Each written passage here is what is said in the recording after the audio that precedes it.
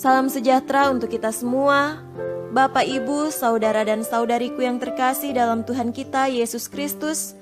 Marilah kita mendengarkan dan merenungkan bacaan-bacaan kitab suci hari Senin 23 Maret 2020. Bacaan pertama dari kitab Yesaya pasal 65 ayat 17 sampai 21.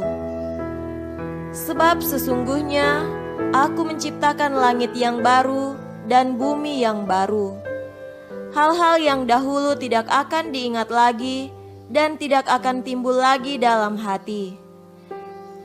Tetapi bergiranglah dan bersorak-sorak untuk selama-lamanya atas apa yang kuciptakan, sebab sesungguhnya Aku menciptakan Yerusalem penuh sorak-sorak, dan penduduknya penuh kegirangan.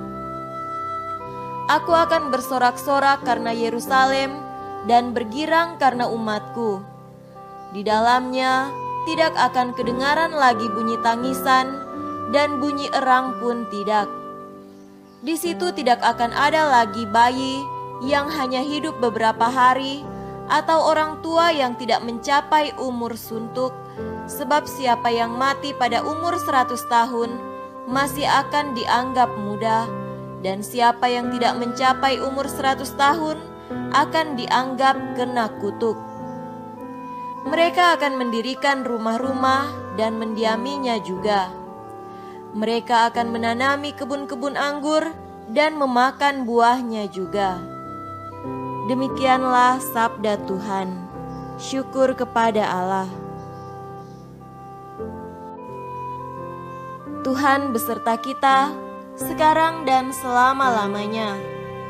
Inilah Injil Yesus Kristus menurut Yohanes. Dimuliakanlah Tuhan. Injil Yohanes pasal 4 ayat 43 sampai 54. Dan setelah 2 hari itu, Yesus berangkat dari sana ke Galilea, sebab Yesus sendiri telah bersaksi bahwa seorang nabi tidak dihormati di negerinya sendiri. Maka setelah ia tiba di Galilea, orang-orang Galilea pun menyambut dia karena mereka telah melihat segala sesuatu yang dikerjakannya di Yerusalem pada pesta itu, sebab mereka sendiri pun turut ke pesta itu. Maka Yesus kembali lagi ke Kana di Galilea, di mana ia membuat air menjadi anggur. Dan di Kapernaum ada seorang pegawai istana, anaknya sedang sakit. Ketika ia mendengar bahwa Yesus telah datang dari Yudea ke Galilea, pergilah ia kepadanya lalu meminta supaya ia datang dan menyembuhkan anaknya, sebab anaknya itu hampir mati. Maka kata Yesus kepadanya, "Jika kamu tidak melihat tanda dan mujizat, kamu tidak percaya." Pegawai istana itu berkata kepadanya, "Tuhan, datanglah sebelum anakku mati." Kata Yesus kepadanya, "Pergilah, anakmu hidup." Orang itu percaya akan perkataan yang dikatakan Yesus kepadanya, lalu pergi. Ketika ia masih di tengah jalan, hamba-hambanya telah datang kepadanya dengan kabar bahwa anaknya hidup. Ia bertanya kepada mereka, pukul berapa anak itu mulai sembuh? Jawab mereka, "Kemarin siang pukul 1, demamnya hilang."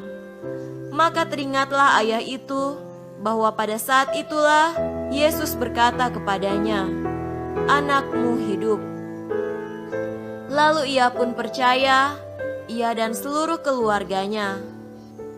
Dan itulah tanda kedua yang dibuat Yesus ketika ia pulang dari Yudea ke Galilea.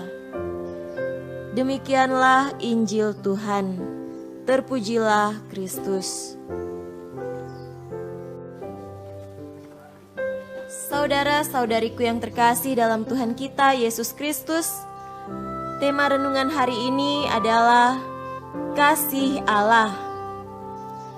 Semua orang tentu ingin hidup dalam kedamaian dan kebahagiaan.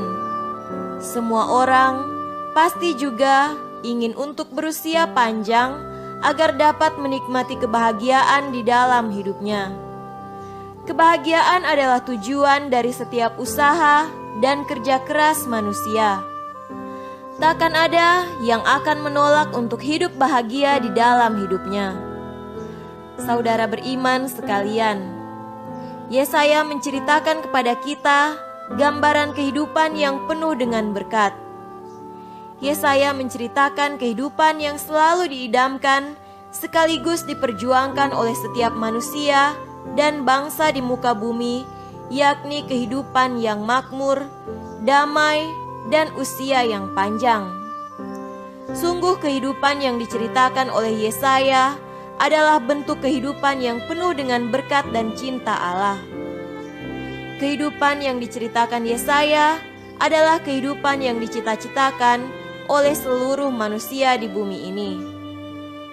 Indahnya kehidupan itu juga dijaga oleh Yesus sebagaimana kita dengarkan pada bacaan Injil hari ini. Yesus tidak membiarkan kematian datang menghancurkan kehidupan. Kepada seorang pegawai istana yang memiliki iman kepadanya, Yesus memberikan bukti nyata bahwa buah dari iman adalah kehidupan. Berlandaskan iman, kehidupan dijaga, dirawat, dan dipelihara. Jika iman dinyatakan dalam perbuatan, maka kematian tidak akan dapat mengalahkan kehidupan. Saudara-saudariku yang terkasih, janganlah pernah kehilangan iman dan harapan dalam Tuhan kita Yesus Kristus. Percayalah bahwa dalam situasi yang sesulit apapun, kasih Tuhan tetap mengalir dan terberi kepada kita semua. Kita jauh lebih mudah untuk melihat terang Allah ketika kita sementara berada di dalam kegelapan. Kita perlu berusaha lebih keras untuk melihat terang Allah ketika kita berada di dalam kesuksesan. Ketahuilah bahwa terang Allah tak pernah menyingkir dari hidup kita. Hanya saja kita yang kadang-kadang lupa bahwa terang Allah senantiasa menyala di dalam hidup kita. Semoga demikian. Amin.